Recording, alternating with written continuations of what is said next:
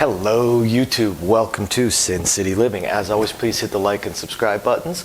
And as usual, we like to do our shout out to our patrons. We appreciate all tips and support. Just going to go towards making the channel better and adding more games. Hopefully roulette sometime soon.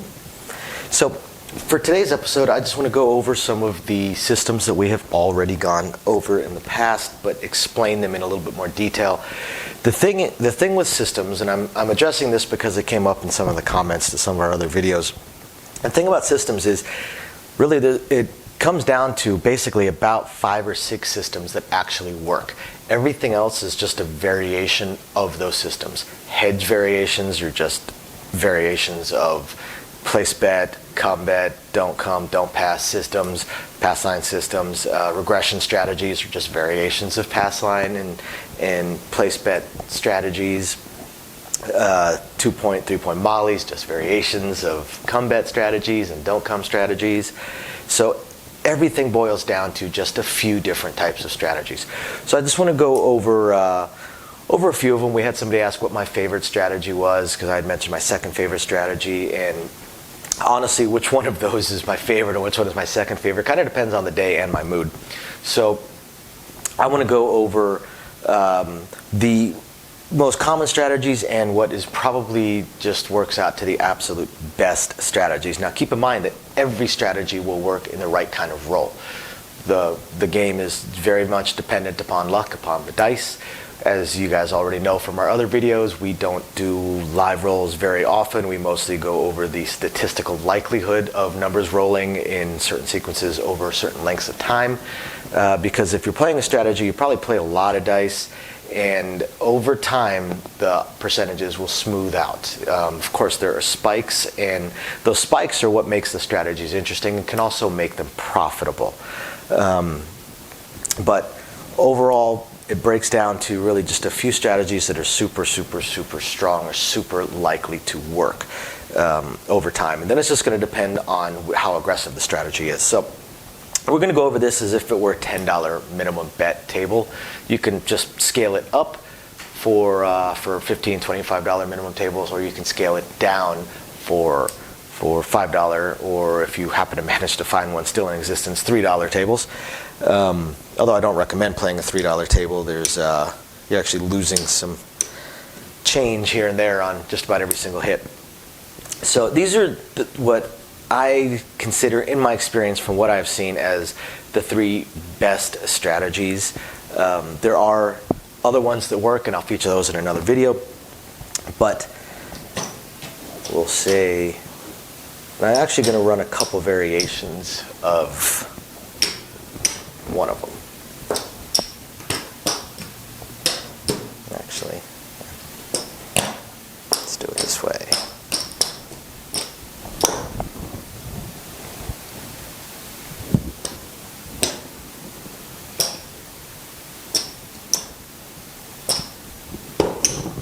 Now we'll run this one with all the points. We'll just assume that the player is including the point in this, so we won't bother with the puck, because we want to talk about the bets themselves, the individual bets.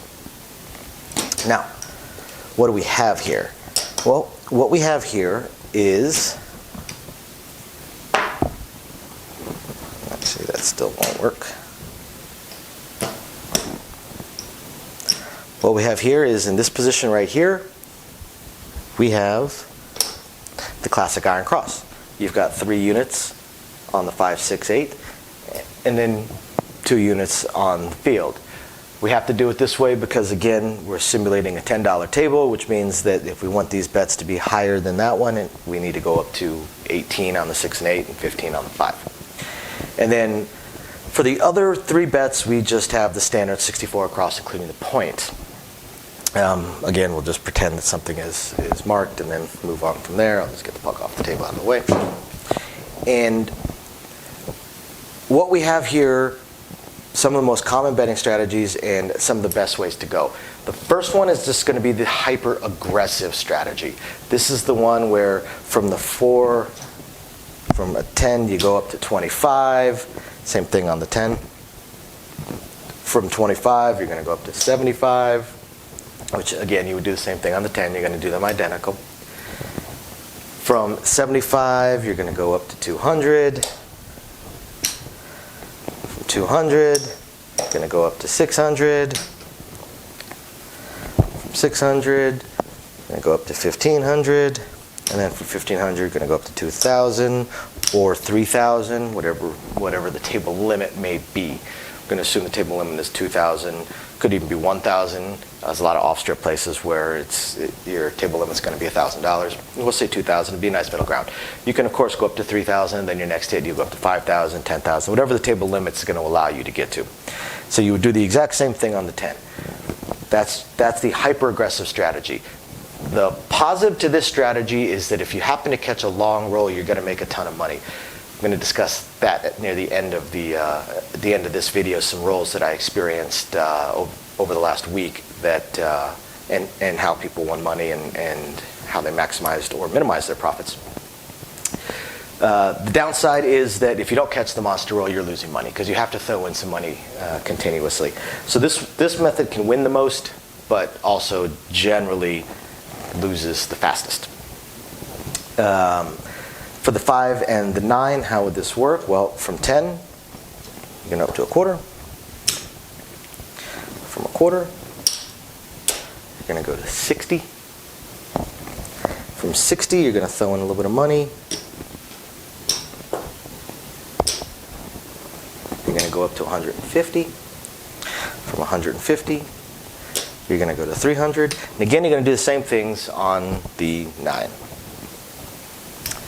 From 300, you are going to go to 500. This is where you're going to collect a little bit. From 500, 1,000. And from 1,000, 2,000.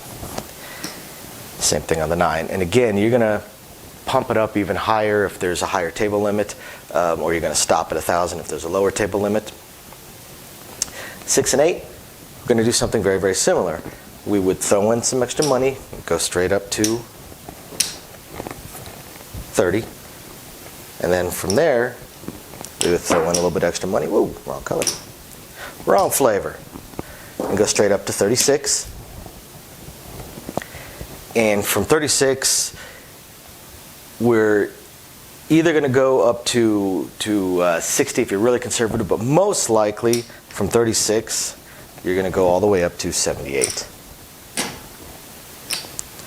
Now, from 78, this is where the 6 and 8 are two bets where instead of following the full just press everything, stack everything up there, stack everything up there, you need to back off from that slightly, and not because you want to collect a little bit of money, but you need to back off of it slightly as you get into some of the deeper presses from straight doubling or straight stacking everything up, because you don't want to interrupt the flow of the game. So you don't want to do oddball bets. While they may be proper, the oddball bets that the dealers that we don't see very often are going to make us pause. They're going to make us pause. They're going to make us stop and think. They're going to take us out of the flow of the game.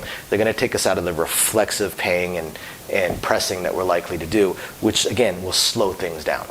So from here, this pays 91. Now, of course, we could just press it up to 168. It's definitely a proper bet, but then we have to stop and think. Better press it up to 150. Press it up to 150. Every dealer knows what that pays. And then from here, you can go straight up to 300, which is a point where you're going to collect a little bit. From 300, 600, and now you're just in straight press category. 600 to 12, and then from there, you're going to go up to your 2,400. If you're on a $2,000 table. If not, maybe you stopped at 1,200 because that was your table max. You're going to do the same thing on the 8. So what about these two spots? Well, these two spots are the other of my favorite strategies, and probably the one, in all honesty, that I played the most, because the power press strategy is one that I'm likely only going to play if I have a very, very small bankroll. I know that's counterintuitive, it doesn't make a whole lot of sense, but most of us are not looking to play dice for 8 to 10 hours a day. That's just not, I have much, much, much better things to do with my time, such as spending it with my family, or engaging in just about any other activity except standing against the table staring at chips for 8 to 10 hours. I do that for work. And also I don't want to make my gambling feel like work. It's supposed to be fun. So if I have a small bankroll, I'm likely just going to go for it. I'm going to be pushing as hard as I can. If I catch a fantastic roll, great. If I don't, okay, I'm out of here, because a small bankroll, it's really going to be difficult to build that up to anything. Now, if I've got a medium-sized bankroll, anywhere between $300 to $600, I'm probably going to go with this other method, which is what I've mentioned in the past. I call it the mid-press method. Now, I'm setting up 2 players for this because I have different methods of doing it, different ways that I will do it from time to time. One way is the dual press, and the other way is the single presses. So, and again, I'm going to show them both. So, with the 4, I'll start with the dual press. So this player with the 4, they would likely either throw in $1. It's the one time that they're going to throw in money, throw in $1, and they're going to press them both up to $20. I personally would rather collect the $9 or $8, depending on where you're at, and just press these up to $15 a piece. Okay. Now, the next time it hits, that's going to pay 27. So what I'm likely going to do is I'm likely going to go to a quarter, and collect again. You're always going to collect a little bit. The mid-press method is kind of designed to always collect a little bit. Now, once I hit into the green, I generally will stop with my dual presses, but possibly not. Maybe I decide to keep on going with it. So 25 is going to pay you 49. Kind of a weird oddball one, because now you're in the buy territory. If I'm still sticking with my dual presses, I'm only going to collect 19, because I'm going to press both of these up to 40. From here, I'm definitely going to stop the dual press. Now I'm just going to go individual. So this 40 is going to pay $78. Where am I likely to go with it? Probably just going to go up to 50.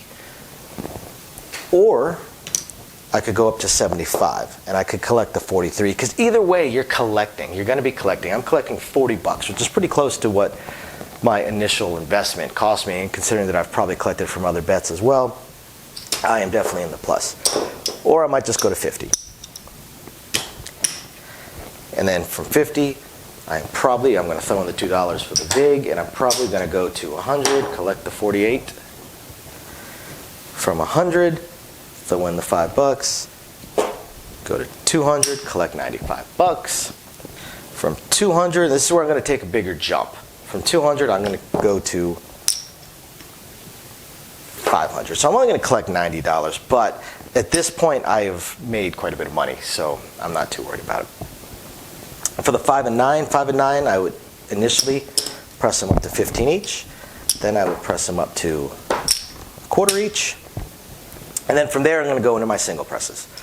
Probably 35, maybe 36, 50, 75, 125. And now I start going for it again, because again, I'm up money at this point. So now I'm going to be pushing a little bit harder. 300, 500, 500,000, 1,000 to 2,000. 6 and 8. 6 and 8, I'm going to dual press again.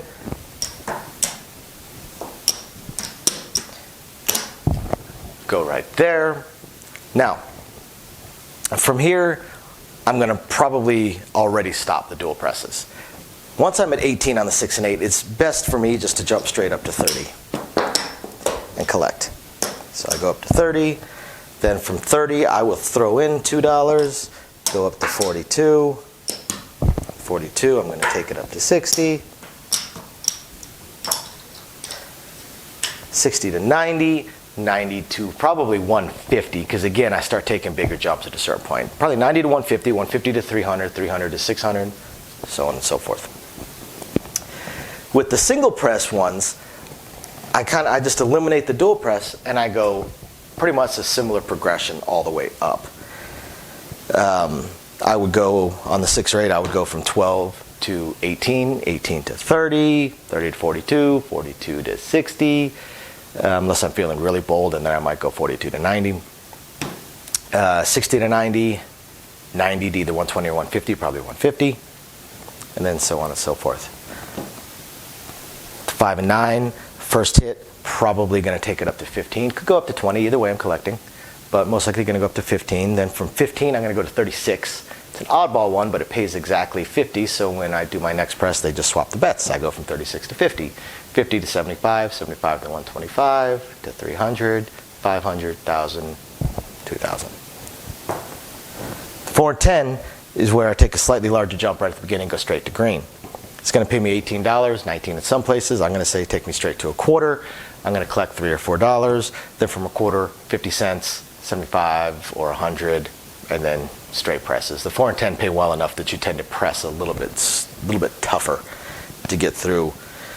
Iron cross. Now the iron cross, most people just play it and collect. Same bet, same bet, same bet, same bet, same bet. Some players will press, which we've discussed in a previous video. Other players will use the iron cross, use the field part of the iron cross to start placing the outside numbers. It makes it a little bit more interesting. You start getting the rest of the numbers. And now you fall into one of these other strategies and you start pressing up. Why should you press up? Well, it just depends on what you want to win. Admittedly, most rolls are 4 to 5 rolls or less. I've had somebody ask me this. There is absolutely no strategy that you can set up for the average 3 rolls or less, because you'd have to somehow be able to hire an oracle to tell you what the dice are going to roll 3 times, because obviously you can't bet every number, you're going to lose money. You would have to individually manage to somehow pick the number that they're going to roll. It's just not going to happen. So all strategies are based on catching a decent roll, or catching the same number rolling a few times, catching at least an 8 to 10 roll hand. It's when you catch those fantastic rolls that you kind of miss out. Over the last week, I've been a part of 2 30-minute rolls, a 40-minute roll, and a 56-minute roll. And the 56-minute roll was one that really, really pained me. People won. People definitely won a lot of money. However, they didn't win anywhere near what they could have. The largest bet on the table was $120 8. $120 8. Every other bet was below $100 at the end of the roll. The thing about that $120 8 was the player was there less than 15 minutes into the roll. Because they didn't start out with 64 across, they started a little bit more aggressive. I think they started out with 135 across, not including the point. And so they started out with a $30 8. Then they went to 60, they went to 90, they went to 120, and they stopped. They stopped at 120, not even 15 minutes into the roll. So for the next 40-something minutes, they same bet, same bet, same bet, same bet, same bet. So of course they made money. At the end of that roll, the player that won the most won somewhere in the realm of about $2,500 or so. Mostly coming from pass line and odds. But the thing about that is everybody could have won so much more, and I get it.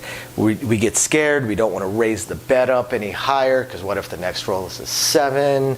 You know, I'm trying to grind it out. Most people aren't super aggressive power pressers or even moderately aggressive mid pressers, but most people tend to same bet, same bet, same bet, same bet, or just press up to a certain point, like $120 8, and then just leave it alone. My suggestion when you play whatever strategy you're using, set a goal in your head of where you'd be happy. If that player with the $120 8, because I remember they bought in for $300, I think it was, $300, and so they were pretty aggressive from the start, going 135 across. If they'd have told themselves, if they'd have said in their head, you know, if I triple up, if I'm up 900, if I have $900, I've tripled my buy-in, I'm going to be happy with that. I'm willing to walk away with that. And so if they just told themselves that, they would have hit that point at somewhere around 20 minutes into that roll. Now at that point, if they just said, hey, I hit my goal where I'm happy, I'm ready to walk away with this, at that point, now press again. You're happy. You've made your stop point. You've made your goal. You've hit your end goal. So why not go for it? Set a point in your head where, you know what, I'm going to be happy with this amount if I win it, and then if you happen to be up that amount, go for it. You don't want to leave a lot of profit on the table if you catch that monster roll. Similar things happen in the 40-minute roll and the 2 30-minute rolls. So, you know, we don't encourage people to do the power press method. because again, you tend to lose money way more often than you win it. I'm more of a fan of the mid-press methods, dual press at first, then mid-press, or just the mid-press method right in the middle, because you're collecting a little bit and you're pressing up your bets, and you can hit table max in a reasonable amount of time. So I hope you guys enjoyed this little discussion of some of the more popular strategies and some of the better strategies. As always, please hit the like and subscribe buttons. We appreciate all of you, and we will catch you guys next time. Thanks.